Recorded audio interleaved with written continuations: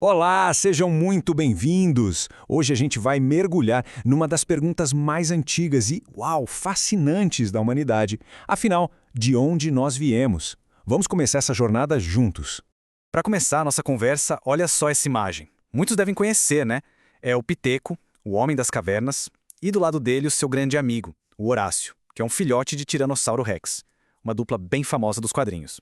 Isso faz a gente pensar, essa amizade tão legal que a gente vê nos gibis, será que ela poderia ter acontecido de verdade, lá na pré-história? Então, a resposta sendo bem direto é que não poderia. E existe uma palavra bem específica para explicar o porquê disso. Vamos então entender por que esse encontro seria impossível. E a palavra é anacronismo. É um nome um pouco diferente, né? Mas a ideia é simples. Anacronismo é quando a gente comete um erro de tempo, tipo colocar uma pessoa ou um objeto numa época em que ele simplesmente não existia. É como, sei lá, imaginar um cavaleiro medieval tirando uma selfie com um smartphone. Não faz sentido, né? E para a gente ter uma noção do tamanho desse erro de tempo, olha só essa linha. Os dinossauros foram extintos há cerca de 70 milhões de anos. Agora, os primeiros humanos só foram aparecer uns 2 milhões de anos atrás. É um buraco de tempo gigantesco. É muito tempo de diferença. Ou seja, a amizade do Piteco e do Horácio é ótima para o entretenimento. É uma história divertida, mas não é um registro histórico. O criador deles, claro, sabia disso. Ele usou o que a gente chama de licença poética para deixar a história mais legal. E essa história toda de encontro impossível acaba nos levando a uma pergunta muito maior. De onde a gente veio? Vamos conhecer as duas grandes explicações para isso.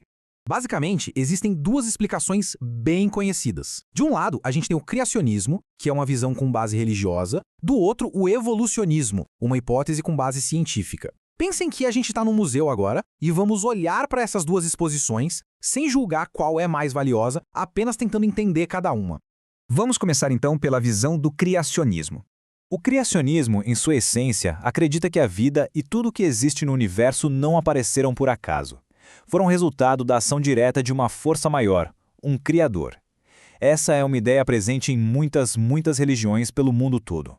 Um dos exemplos mais conhecidos aqui no Ocidente é o da tradição cristã, que está lá no livro de Gênesis, na Bíblia. A própria palavra Gênesis, olha que interessante, significa origens. Esse trecho que a gente vê é um dos textos que servem de base para essa crença. Agora, vamos para a nossa outra sala do museu e conhecer a hipótese do evolucionismo. Essa ideia foi organizada por um cientista chamado Charles Darwin. Ela propõe que todos os seres vivos são resultado de um processo longo de milhões e milhões de anos de mudança e adaptação. Esse processo tem um nome: seleção natural. Isso quer dizer que os seres mais adaptados a um ambiente tinham mais chance de sobreviver e, assim, de passar suas características adiante. Segundo os cientistas, a nossa jornada humana teria começado lá na África com os primeiros hominídeos, como os australopitecos, que são tipo nossos ancestrais bem distantes. Com o tempo surgiu o gênero Homo, um grupo já mais parecido com a gente, e finalmente chegamos à nossa espécie, o Homo sapiens sapiens, que desenvolveu coisas super complexas, como a fala e a arte. Certo, mas aí vem a pergunta: texto sagrado ou fóssil? Como é que a gente sabe o que a gente sabe sobre cada uma dessas visões?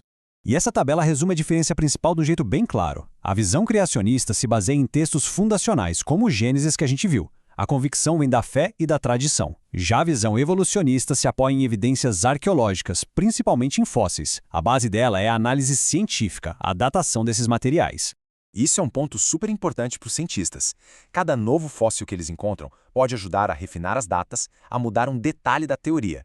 A ciência não é uma verdade fechada, ela está sempre em construção, se atualizando com base em novas provas. E vale muito a pena lembrar que essas não são as únicas histórias sobre nossas origens.